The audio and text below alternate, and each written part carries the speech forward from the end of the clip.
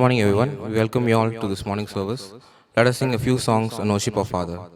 The first song is Bless the Lord, O my soul. Worship His holy name.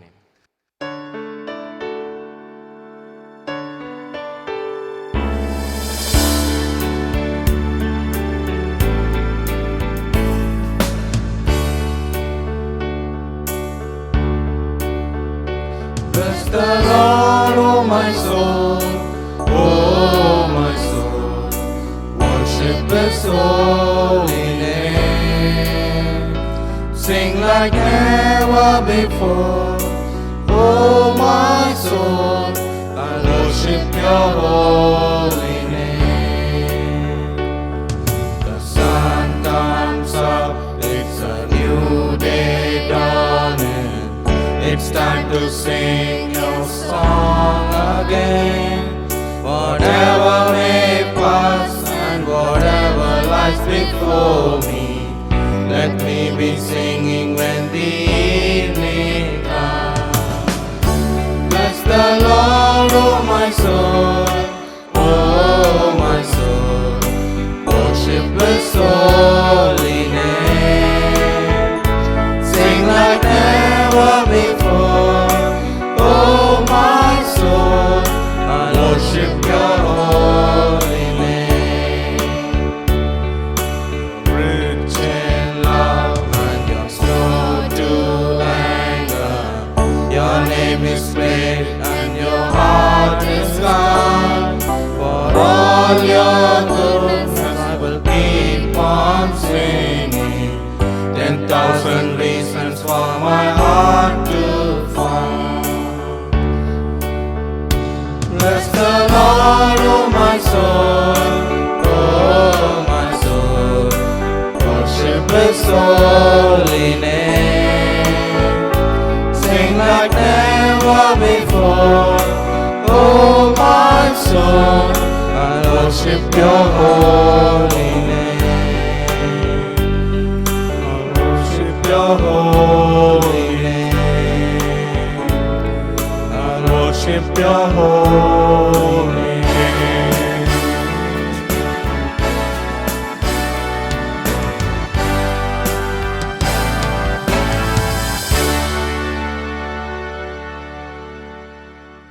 We are here to worship our Father. Let us all bow down our heads and worship Him. Let us sing this song, Light of the World. You step down into the darkness.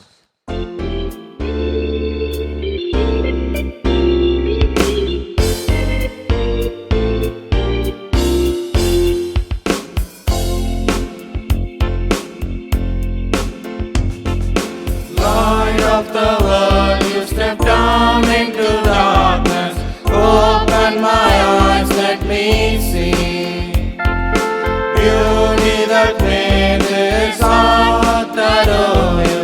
Hope of a life spent with You.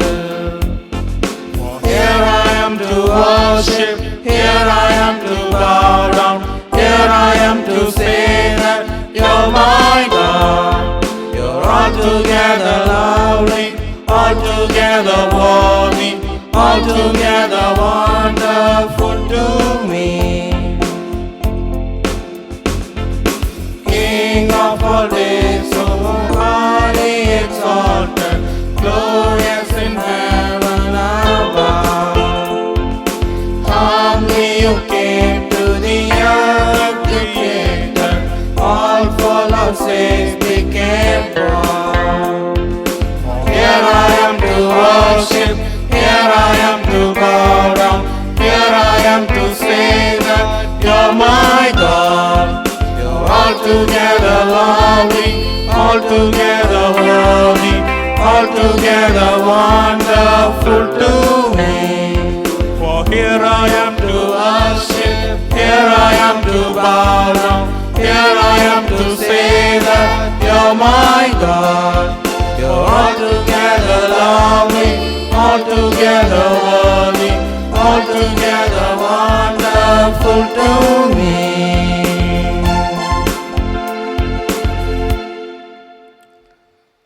Our Lord is a strong tower.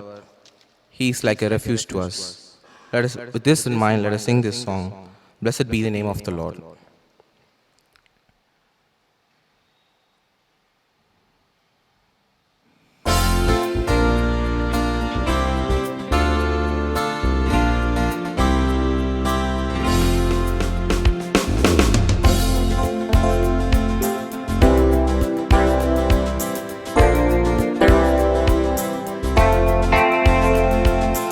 Blessed be the name of the Lord. Blessed be the name of the Lord.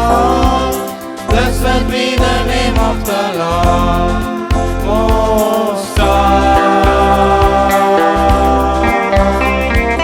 Blessed be the name of the Lord. Blessed be the name of the Lord. Blessed be the name of the Lord Most High. The name of the Lord is a strong tower. The righteous run into it, and they are saved. The name of the Lord is a strong tower. The righteous run into it, and they are saved. Glory to the name of the Lord. Glory to the name of the Lord. Glory to the name of the Lord Most High.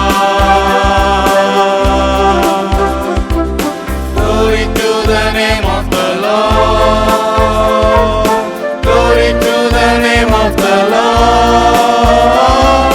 Glory to the name of the Lord Most High. The name of the Lord is a strong tower. The righteous run into it, and they are saved. The name of the Lord is a strong tower. The righteous run into it, and they are saved. Jesus is the name of the Lord. Jesus is the name of the Lord. Jesus is the name of the Lord Most High. Jesus is the name of the Lord. Jesus is the name of the Lord. Jesus is the name of the Lord Most High. Name of the Lord is a strong tower. The righteous run into it, and they are saved. Name of the Lord is a strong tower. The righteous run into it, and they are saved.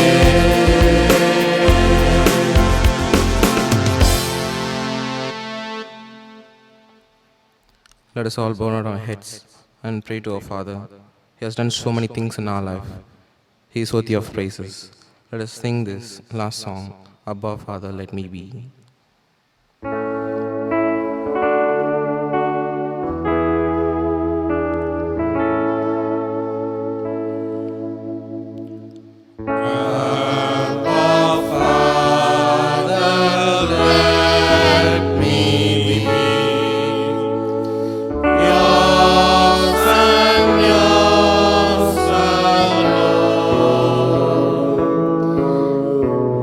May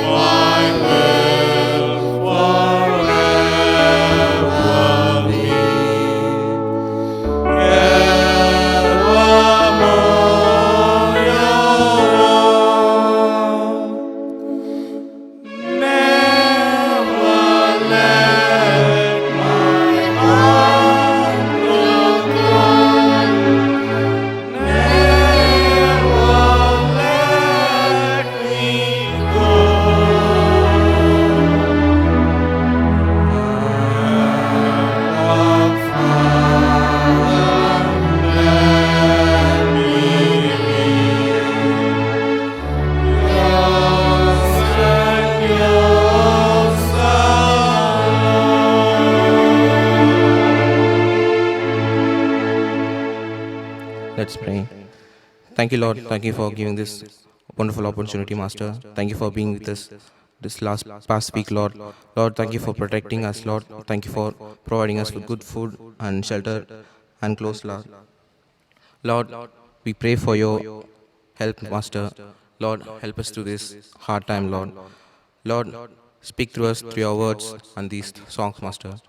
In your name we pray. Amen. As we continue to worship the Lord this morning, let us sing this hymn, Holy God, we praise thy name. It's hymn number 8 in our hymnal.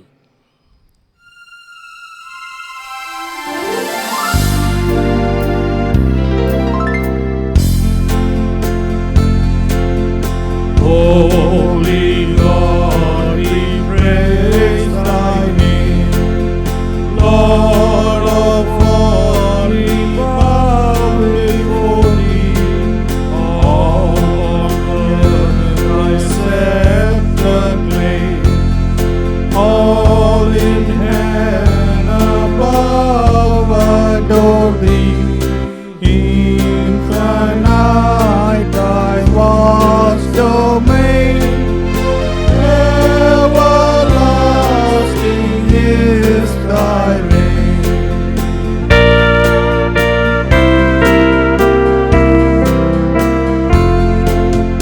Hark the glad celestial hymn, angel choirs above are raising, cherubim and seraphim, in unceasing chorus praising, fill the heavens, lead the God. Holy, holy, holy Lord.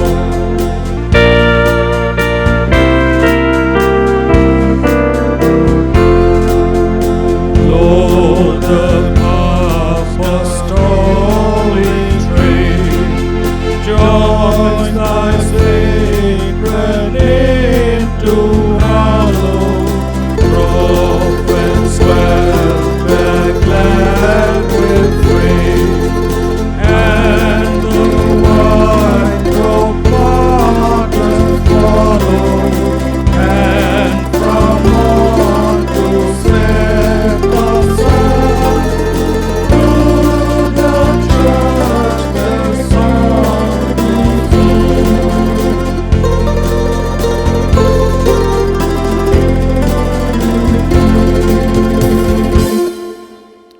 The responsive reading for our worship this morning is found in Psalm 85.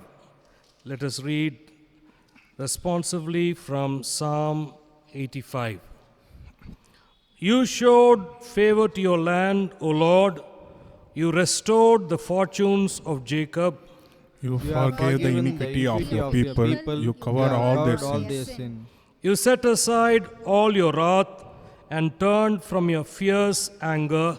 Restore us again, O God of our salvation, and put away your indignation toward us. Will you be angry with us forever?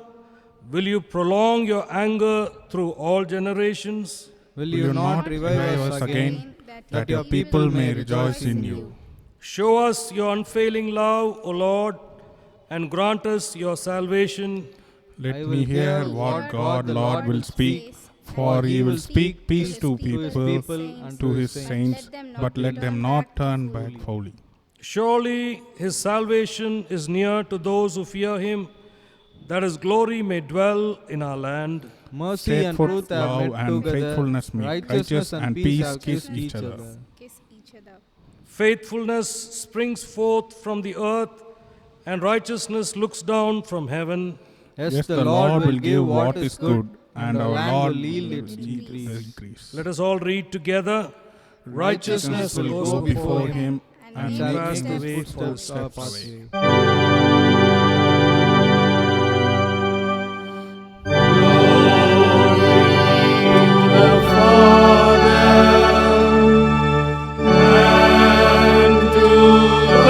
Son and to the Holy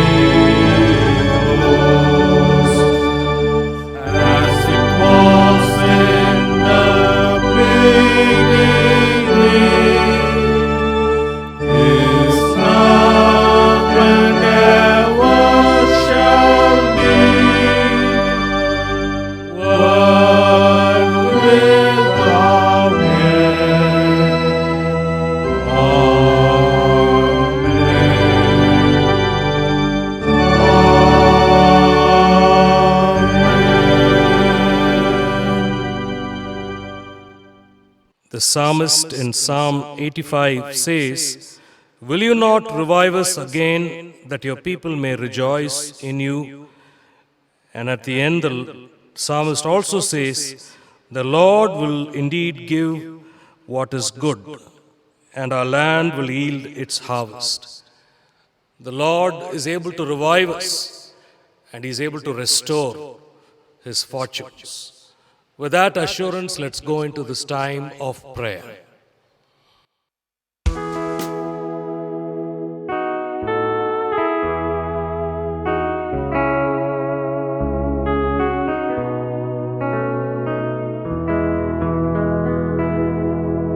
Sweep over my soul, sweep over my soul, sweet Spirit, sweep over my soul.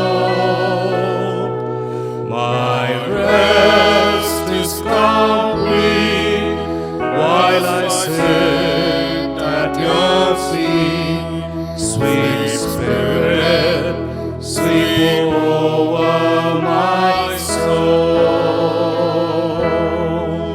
Sweep over my soul, sweep over my soul.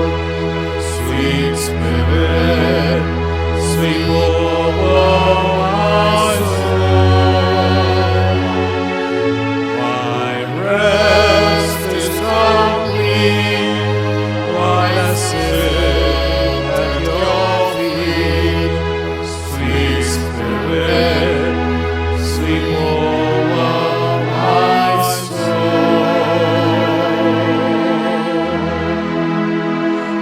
Almighty God, our Heavenly Father, we bow down in your holy presence this morning hour, and we give thanks to you, Lord, for this time of worship.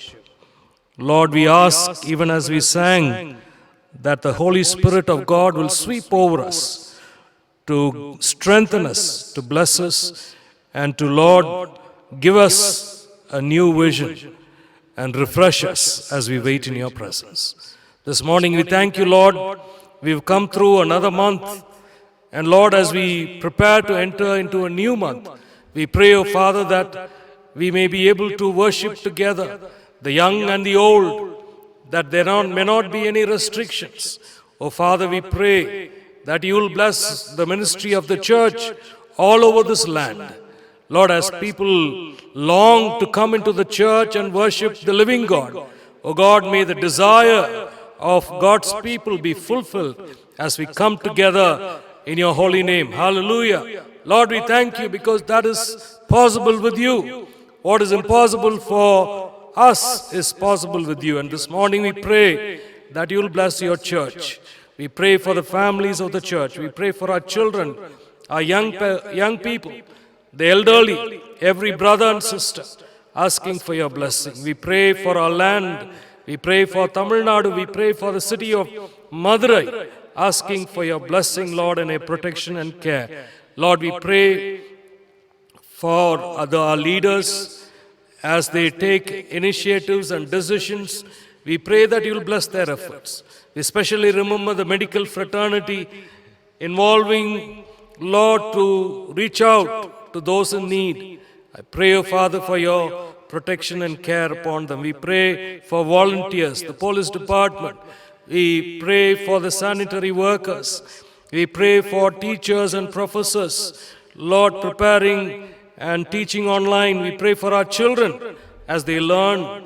We also pray, O God, for each and everyone here this morning watching and worshipping the living God from our homes. Lord, we pray as we wait in your presence that the word of God will bless our hearts and strengthen us.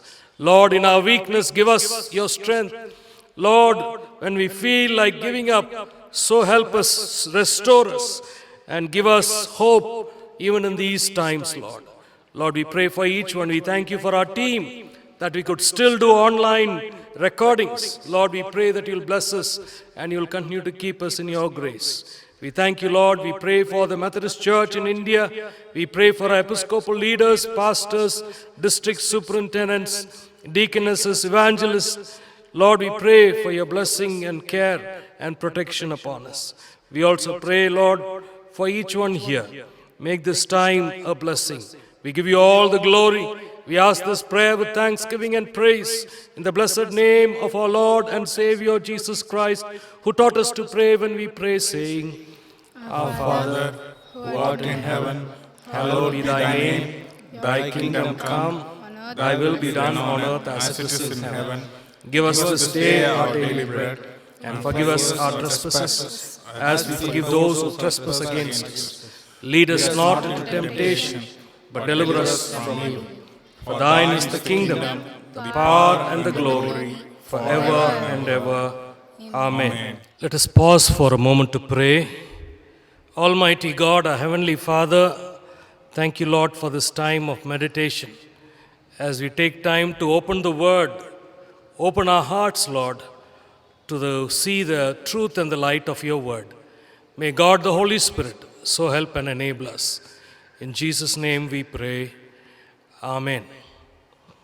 Some years ago, when I was still a student in the seminary, we were going for an evening walk, and we came across the basketball court. And there was a match going on, inter-house within the seminary, match going on, and we stopped by and we were watching that match, and one team was losing. Not that they were our favorites, but we told each other, 4 of us were there, let's support, cheer the losing team. So we started cheering this team that was losing, and lo and behold, at the end of the match, the team that looked like it was going to lose were the winners. Hallelujah. Nothing big had happened, but what is the issue here? For the other team did not have anybody to cheer them. But this team that was losing had someone to cheer them, or in other words, to encourage them. This morning I want to share with you about a person who was a great encourager. Probably all of us know him, and we are looking at his life so that we can learn how we too can be encouragers in the context of our church, in the context of our family, and also in the society. You look back, all of us can look back and say, this teacher or this professor or this person, my uncle, my aunt, was instrumental in, or even our parents, instrumental in I becoming what I am. God is the giver of life. He is the giver of every gift, good gift from above. But God does use people in our lives to mold us and to make us. And Barnabas, who was, actually his name was Joseph. So we are looking at Joseph Barnabas, an encourager. We call him the encourager. There are 3 things we look in his life that we can learn, you and I can learn, and we too can be encouragers in our lives. The first thing that the Bible tells us in the book of Acts, if you have your Bible with you, please look along with me in 3 different passages, Acts chapter 4, Acts chapter 9, Acts chapter 11 and 12. But the basic text would be from 9th chapter and the 11th chapter. And we are looking at Barnabas, Nabas. Bar means son of, Nabas, a son of encouragement. So here we are looking at his life. The first thing the Bible tells us, which I want to point out to you, is this. In the 11th chapter, we see what is the testimony about Barnabas. 11th chapter and verse 24. This is what it says. He was a good man, full of the Holy Spirit and faith, and a great number of people were brought to the Lord. The first thing that we look at in the life of Barnabas is this, that he was a good man. That's what the Bible tells us, that he was a good man. And because he was a good man, we look at his life. There are many things that we can tell about people. But this little word sums up all of the characters of a particular person. And the writer, Dr. Luke, says, this man, Barnabas, he was a good man. Why was he a good man? Because for one thing, the apostles had a choice.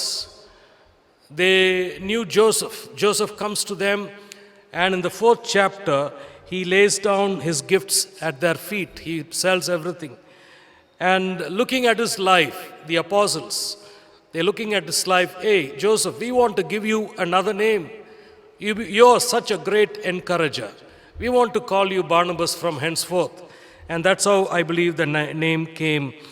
And he submitted to the authority of the apostles. He gave for the ministry. And he was a man full of the Holy Spirit and faith. Look at the testimony of Barnabas. It says he's a good man, full of the Holy Spirit and faith. But what is the resultant? See, the situation that we look at in chapter 11 is this, that the apostles come to know that the dispersion, the people who were, because of persecution, went around, they had gone off to Phoenicia, Cyprus and Antioch.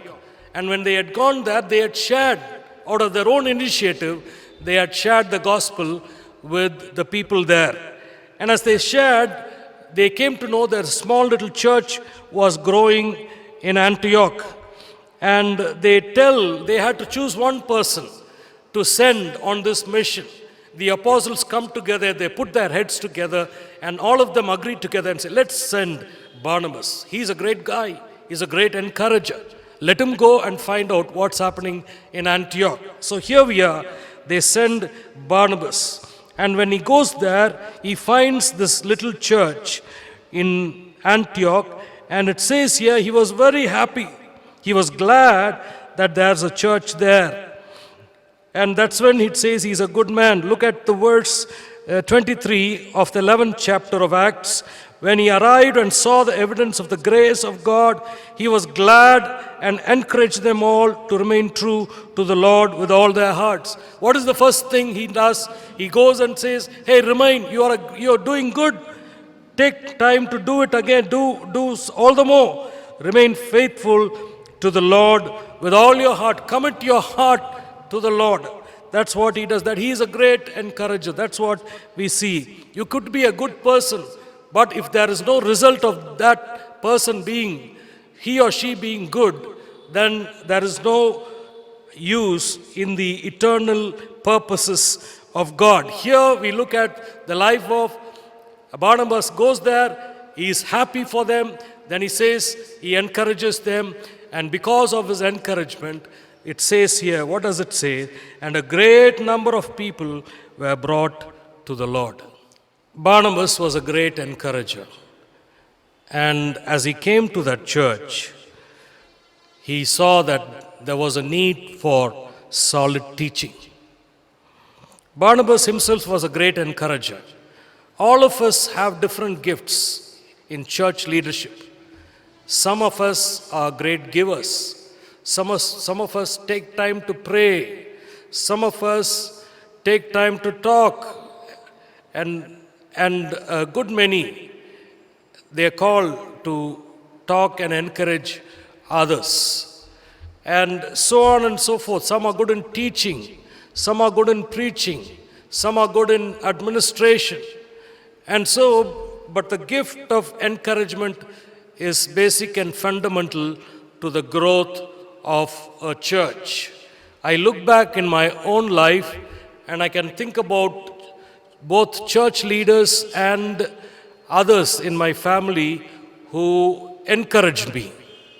When I told my parents that I want to do my seminary studies, my mother was happy because a long time ago, my grandfather was a pastor with the Church of South India. But my father was not so happy. He said, what is your future going to be after this? I told him, I don't know, but God has called me to serve him. So I went on to the seminary. In the seminary, there were people who encouraged me. And when I came into the early time of my ministry as an evangelist, there were people to encourage. Even, I should go back even to the times of my youth fellowship times, when there were some elder brothers who helped me in my faith and encouraged me to pursue the call of God. So necessarily, both in leadership and with the church congregation, we need a lot of encouragement in our walk with the Lord, and in our calling to the Lord, and in our commitment to the Lord. God was good to me when He provided all this environment in the early part of my life. We look back again at the life of Barnabas. Actually, Barnabas is a name given to him. They said, "You're a great encourager. We want to call you Barnabas." So this morning we are looking at Barnabas, and the apostles gave that name to him. And he was a person who he was a person who identified people who could do better and help him. He comes to a realization. When he comes to the church at Antioch, he comes to the realization, now this church needed some foundational teaching. And so I can do that, but I'm more of an encourager, so let me ask somebody else. Now at this point of time, Saul, because of the fear of his life, little earlier on, the Greeks and the Jews are trying to kill him, so they send him back to Tarsus. He is there, hiding and hibernating there, not having an opportunity to use his gifts. And Barnabas says, now I'm going to bring Paul. Probably I imagine in my mind, when he went to Tarsus to look for Saul must have said, I'm afraid to come back into society, to the mainline ministry. And Barnabas must have said, hey, don't worry, Paul, I'll take care of you. I'll make sure things will be all right. Don't worry about your life. After all, God has called you for ministry, and this is what ministry is all about. Maybe they had a little chit-chat like that. And so he brings him back. Why does he bring him? Because he has come to the end of himself, and he said, I need somebody to help me. That is a true encourager. It's not as if I will do everything. But he says, this is my limit. My ministry stops here. But there is more room for another kind of ministry, foundational teaching. So then the Bible tells us he brings Paul or Saul from Tarsus, and he brings him and he says, don't worry about your life, God is going to take care of you. And the Bible tells us, as both of them come back to Antioch, for a whole year, they start teaching the people about the Bible, the foundational teaching. For a whole year, Barnabas and Saul met with the church and taught great numbers of people, and so much so, now as they taught this, there was something happening in the lives of these people. Teaching ministry is not about, don't imagine teaching ministry like a classroom ministry where sometimes the subjects are boring, you don't feel like listening. It's not that. This teaching is foundational teaching about faith, about God, about sin, all these things. As they teach them, something happens in the lives of the people in Antioch. So much so, the people around now, just the way that Barnabas got a name from the apostles saying Joseph has become Barnabas, the people in Antioch, this church is given a name by the society, and they started calling these people, the disciples were called Christians first in Antioch, not anywhere else. Just imagine the kind of teaching they must have had. Solid, foundational, deep teaching from the scripture. How to love the Lord, how to live for the Lord, how to remain faithful in all life situations. And people looked at these people's lives and they wanted to say, hey, these people, they live their life as if they are Christ themselves. And they started calling these people Christians. They belong to Christ. That is the result of teaching. Even in our times, biblical teaching has been watered down. Just the other day, I was reading a book and I found that in our times, the truth is not preached, truth is watered down. Nobody talks about sin, nobody talks about the cross. Everybody talks about how to come to church and have a good time. And we need to ask ourselves, are we a church where the foundational and basic and deep truths of God are taught to us, and are we willing to listen to that kind of teaching? Are we willing to have that kind of teaching? Now, we find that Barnabas was encouraged, but even before he brought Paul from Tarsus, in the 9th chapter we find that Saul is coming back. He wants to go and meet the elders of the church, the apostles. And look at the 9th chapter and verse 26. This is what it says. When he came to Jerusalem, he tried to join the disciples, but they were all afraid of him, not believing that he really was a disciple. When he first comes back to say, now I want to have some good fellowship with the disciples, they rejected him. But Barnabas, verse 27 of the 9th chapter, Barnabas took him and brought him to the apostles. And not only that, he told them how Saul on his journey had seen the Lord, and the Lord had spoken to him, and how in Damascus he preached fearlessly in the name of Jesus. Now here was Barnabas bringing Paul into the mainstream of ministry. Paul must have they must have think, hey, nobody is going to believe what you're going to say. And that happened, that really happened. But Barnabas says, come along, let's go. And so he goes, he meets the apostles, and then Barnabas certifies that his conversion is genuine and that he is really preaching and involved in the ministry of the church. So that's the kind of person he was. That's the kind of person he was. Thirdly, as he brings Paul, because he knows his limitations, that he needs a team, we come to know that as he brings Paul back, that they become a team. I believe, of course, it's God the Holy Spirit that helped them. So that's the kind of solid teaching that they were doing there, so much so that the people of the church at Antioch, the people there, they were called Christians. Then in the 12th chapter, the whole year they teach this, 12th chapter and the 25th verse, this is what it says. When Barnabas and Saul had finished their mission, they returned from Jerusalem, taking with them John, also called Mark. Now, Barnabas was the kind of guy who would build his team.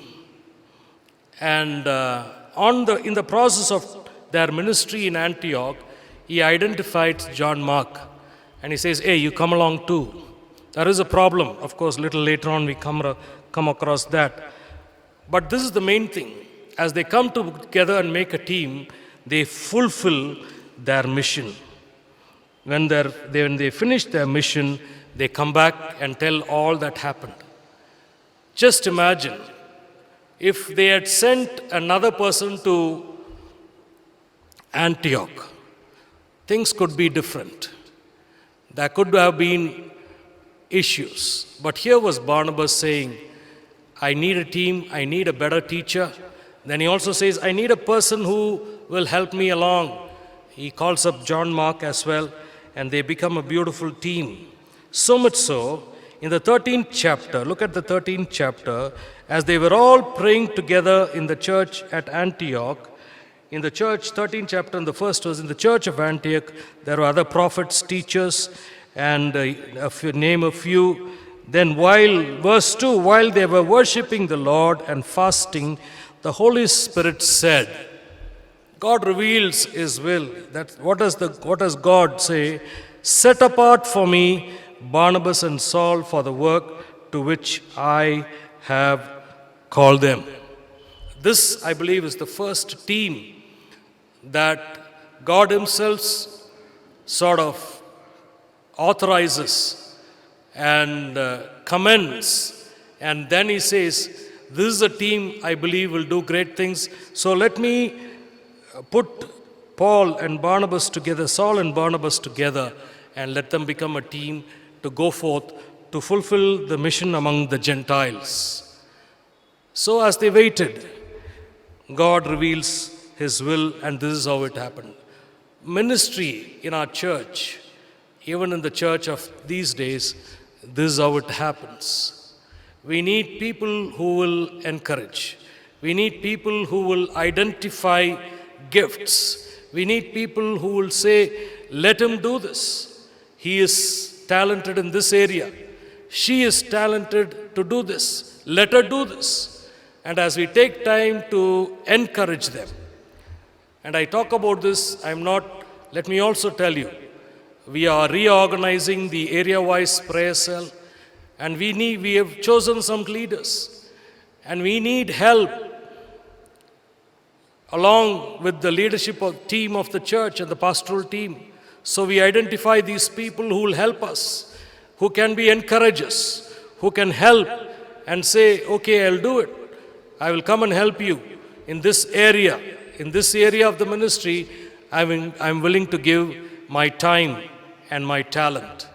And as we do that, I believe the church will grow for God's glory, not for the glory of any denomination, not for the glory of any man or woman, but for the glory of God. May God so bless us, each one, and our church. Let us pray. Almighty God, our Heavenly Father, we thank you, Lord, for Joseph Barnabas. Joseph, who had this great calling to be an encourager.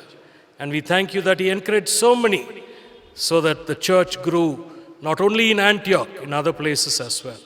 And so help us, Lord, even in these times, to be such leaders, to be such people who will encourage and identify and use them for your glory.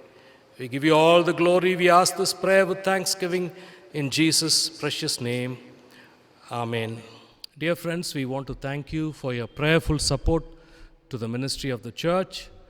We thank you for your prayers and your giving. Those who are contributing online, continue to do so. And every time we sing a closing hymn, we take an offering. Somebody can take the offering in your home and pass it on to us.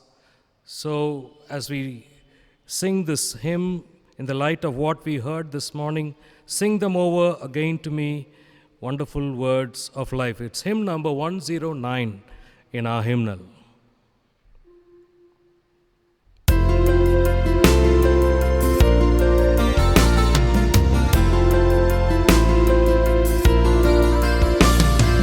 Sing them over again to me, wonderful words of life. Let me more of their beauty see, wonderful words of life. Words of life and beauty, teach me faith and beauty.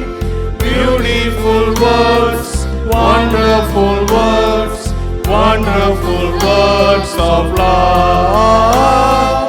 Beautiful words, wonderful words, wonderful words of love.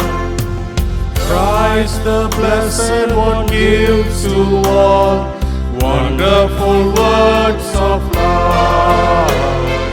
Sinners listen to the loving all wonderful words of love. All so freely given, wooing us to heaven. Beautiful words, wonderful words, wonderful words of of love. Beautiful words, wonderful words, wonderful words of love. Sweetly echo the gospel call, wonderful words of love. Offer pardon and peace to all, wonderful words of love. Jesus, only Savior, sanctified forever. Beautiful words, wonderful words, wonderful words of love. Beautiful words, wonderful words, wonderful words of love. As we pray for these offerings, let's also pray for those who are celebrating their birthdays and wedding anniversaries. Birthdays: Ria Karen Ranjit, Mr. R. Rajashekaran, Mrs. Shyamla Annamalai, Mrs. Girija Joshua, Mrs. Diana Ravi Balraj, Ms. Sharon Kirba, A. Andrew Derrick. Wedding anniversaries: Mr. and Mrs. J. Jayseelan, Mr. and Mrs. Daniel Dinesh, Mr. and Mrs. Jackson Author, Mrs. and Professor C. Suresh Kumar. Let us pray. Almighty God, our Heavenly Father, we thank you for the beautiful and wonderful words of the living God. Lord, even as we've heard these words, let them echo, let them ring in our hearts and in our minds. And so bless us today, Lord. We pray for these, your dear children who are celebrating their birthdays and anniversaries. Oh God, we pray that you'll bless these dear children as they step into the new year. May the year be filled with your blessings and your goodness. We give you all the glory. We ask this prayer with thanksgiving in Jesus' precious name. Amen. The grace of our Lord Jesus Christ, the love of God the Father, and the sweet communion of the Holy Spirit rest and abide with us all, both now and forevermore.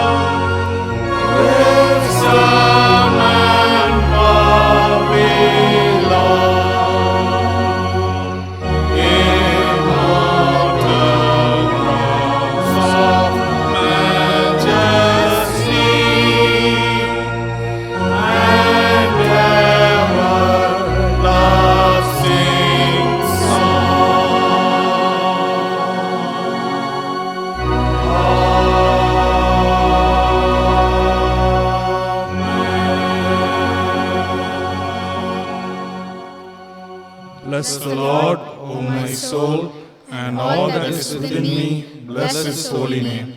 Bless the Lord, O my soul, and forget not all his benefits. Amen. Amen.